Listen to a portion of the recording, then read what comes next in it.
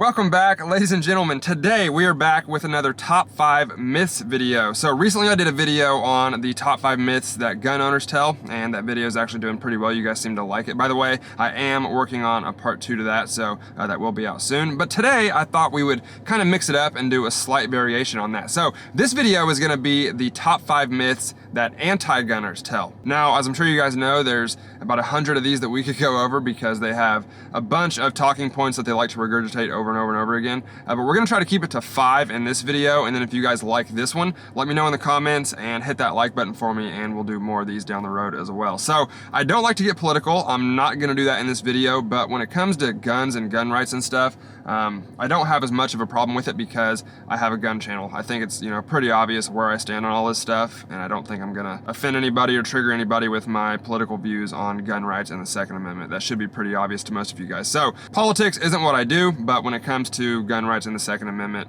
I will touch on that a little bit more. But let's get into this. Number 1 on my list, and I can't believe I didn't include this in the last video that I did because this is actually one that you hear from pro-gun people as well. I've heard this a bunch of times from, pro-gun guys and in gun shops and stuff like that. But this myth is shotguns don't have to be aimed, and you can basically just kill everyone in a room with one shotgun blast. So there's a ton of different videos out there debunking this. If you haven't seen them, I definitely recommend you go and watch them because it surprises a lot of people how small a shotgun spread really is. I think I've even done videos on it. It's definitely not what you see in the movies and in video games and stuff like that. Shotguns do not spread nearly enough to, kill multiple people, or so much that you don't have to aim the gun. They still have a really tight pattern, and if you're off just a little bit, you will miss with a shotgun. So contrary to popular belief, yes, you do have to aim shotguns. Now, there are different loads that obviously will spread a little bit more, and the barrel length also plays a factor in all that, but the general rule is shotgun loads spread 1 inch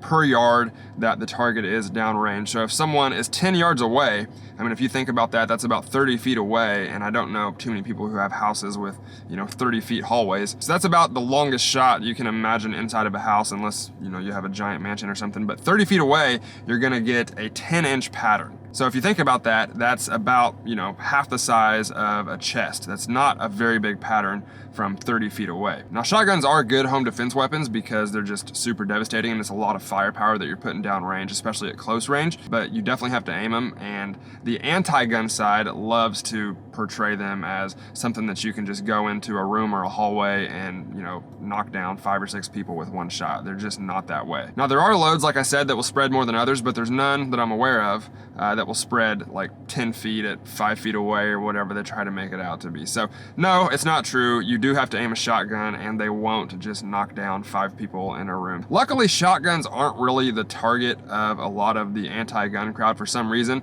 They kind of, stay away from shotguns, and they think shotguns are okay for the most part.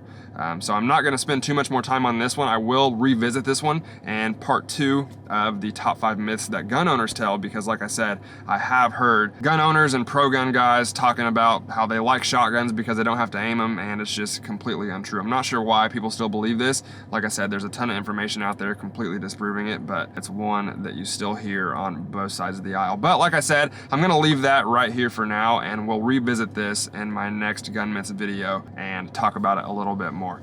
Number 2 on my list is you don't need an AR-15 to hunt with. Now, this isn't really a myth. I guess it is, but it's more of just a ridiculous statement that doesn't really apply to the gun debate or hold any relevance when you're talking about our gun rights and the Constitution. I don't know when the hunting argument came into the gun rights debate and the constant attacks on the AR-15. The anti-gun side loves to talk about what you need and what you don't need, and that's kind of what they base a lot of their arguments on. But as far as the hunting thing goes, first of all, an AR-15 is used to hunt every day. People hunt hogs with them like crazy. They hunt, all kinds of animals with an AR-15. It's a good hunting caliber for certain animals. But for a lot of animals, it's actually considered underpowered. A lot of guys would not want to hunt like a deer or something like that with a 5.56 or a 2.23 because it's not, a powerful enough round. I actually brought out a couple here to show you. So this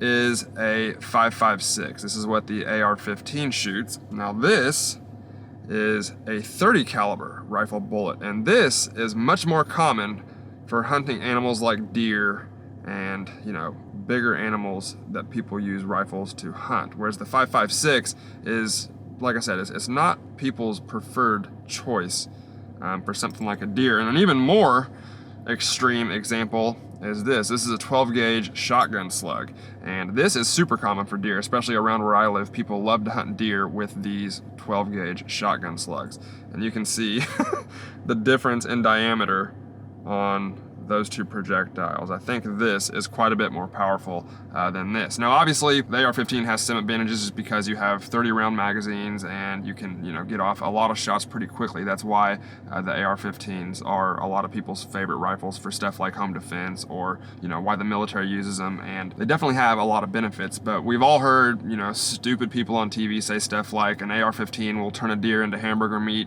and talking about 50 cal AR-15, and they just have no idea what they're talking about. And no, the 5.56 is not a super deadly rifle round. It's the function of the AR-15 that makes it more of an effective weapon. People often complain that the AR-15 is actually underpowered. So that's where I'll leave the hunting conversation. And like I said, the Second Amendment says nothing about hunting. It's not why we have guns, and it's not why that amendment was written. It's about the right to protect our families, ourselves, and our country from a tyrannical government. That is the Second Amendment, not hunting. Whether you agree or disagree that you don't need an AR-15 to hunt with, it's probably one of the most irrelevant arguments that they continue to make, because again, the Constitution says nothing about hunting, and that's not why we have our Second Amendment rights. All right, number 3 on my list, and I'm gonna kind of combine a couple different things here. This is gonna get kind of juicy with statistics, but this one is basically just the way that they inflate and manipulate statistics, like 33,000 people are killed every year by gun violence. So technically that's a true statement. 33,000 people are killed every year with a gun. But what they don't tell you is usually around 2/3 of those are suicides, and then a large percentage of the other 10,000 or so is, you know, gang violence and stuff like that. And I must say, 33,000 people out of 300, 400 million people and 300 or 400 million guns is a tiny number. If you think about any other statistic that they pull on death, whether it's, you know, car accidents, cigarette smoking, drug overdoses, all those just dwarf gun violence incredibly. So 33,000 people, that's too many. 33,000 is still, you know, a lot of people, but we have over 350 million people in this country, and supposedly we have even more guns than that. So it's really a small number when you think about it. Like I said, they kind of just brush over this stuff and they'll just throw it in there real quick, like 30,000 people, or as Joe Biden said, 300 million or 400 million people were killed since 2008 or something like that.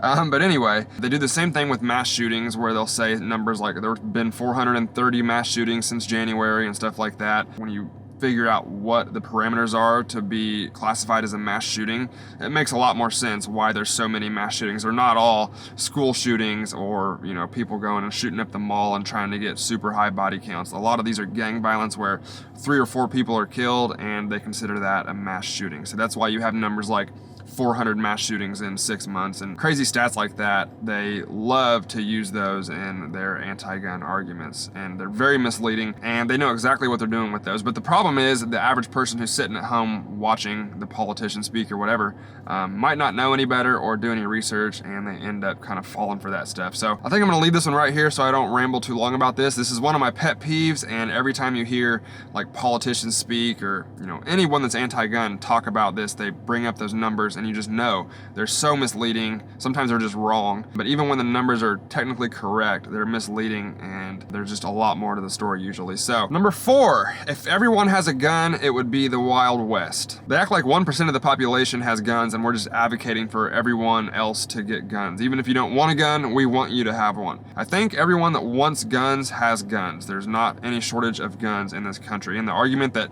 it would turn into the Wild West if, you know, everyone had a gun is silly, mainly because pretty much everyone does have guns and everyone's fine. If anything, the statistics show that higher gun ownership rates lead to safer communities and less gun crime. There's something about knowing that everyone around you is armed that would probably prevent you know, a bad guy or a mass shooter from doing an attack in a place like that, because they know they're going to be met with gunfire.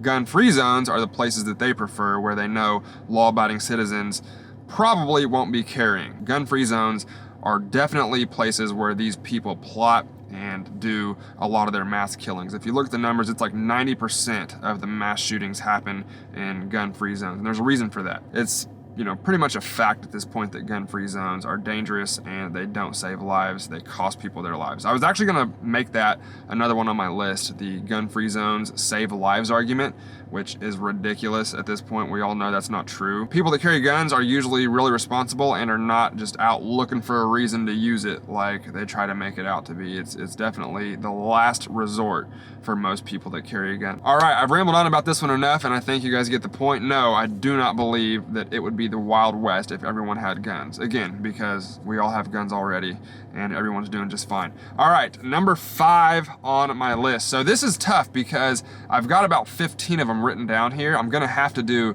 parts 2 and 3 to this video, but I gotta make this one number 5 because I've been hearing this a lot lately and it is the funniest thing ever. So number 5, high gun crime is because of relaxed gun laws. More specifically, high gun crime is because of relaxed gun laws in neighboring states or counties. So I live in the Midwest. I'm about 2 hours away from Chicago, Illinois. Thank God I don't live in Chicago, Illinois. But the mayor of Chicago recently has been coming out, and Obama used to say this stuff all the time, and it's just so funny to me because you don't even have to look hard to see the evidence that this is ridiculous. What she's been saying is her ridiculous gun crime rate in Chicago is because of Indiana's relaxed gun laws. When if you look at Indiana, they don't have even close to the same gun crime that Chicago has. So if it's exclusively to blame on the relaxed gun laws of a neighboring, city or state, why don't they have the same gun crime? It's literally that simple. Chicago right now it's a war zone. They're having record numbers of deaths every weekend. They just keep breaking the record and breaking the record. I've seen videos of guys talking about, it's basically a sport and they just kill people to try and get the most number of bodies, and it's a bad place to be in certain parts of Chicago right now. And actually what's interesting is Chicago has different gun laws than the rest of Illinois. So in Illinois you can buy almost everything. You can't buy NFA stuff in Illinois, but you can buy standard capacity magazines and AR-15s and all the regular weapons. But in Chicago you can't buy almost any of that stuff, and they have magazine restrictions and weapon restrictions like crazy. But again, they still have the highest gun crime in the United States right now, or at least the most gun homicides in the United States. They just keep breaking their own record. But so number 1, I have a hunch, I could be wrong, but I don't think too many people that live in the south side of Chicago are going to Indiana and buying guns from gun shops. And if people are buying guns in Indiana and selling them in Chicago,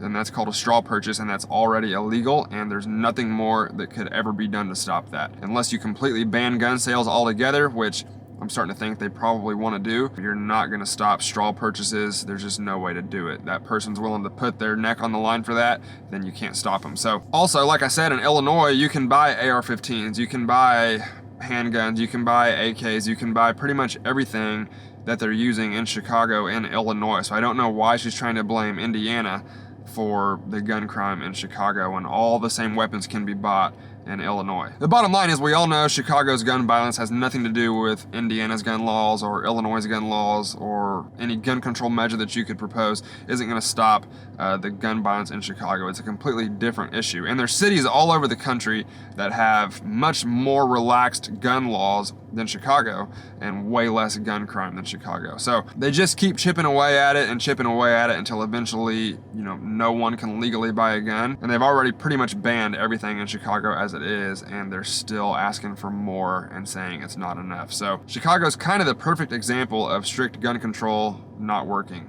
And it's typically like that all over the place. Wherever the more strict gun control is, that's usually where the higher gun crime is. And if you have more relaxed gun laws and less gun control, it seems to be a safer place to live. That's just the way it goes. So that is going to do it for me today, guys. Thank you all for watching. I hope you enjoyed this video. Hopefully it wasn't too long. I've been out here rambling for about an hour and a half. I don't know how much of that's going to get into the video. I tend to jump cut quite a bit in my videos, so hopefully I can shrink it down to like 10 minutes or something. But I've got a huge list of these, and it was kind of difficult for me to pick which ones to put on here because I have a few that I didn't include in this video that are probably more common. But if you like the video, guys, please let me know, and let me know in the comments what other, myths that anti-gunners tell that you would like to hear in part 2 if I decide to do a part 2. Like I said, if this video gets a lot of views and a lot of likes, then we'll definitely do more of these down the road. And I do have the next gun myths video coming from the last one that I did, because you guys really seem to enjoy that video. So again, if you like the video, guys, please hit that like button for me. I'd really appreciate it. Thank you all for watching, and I'll see you next time.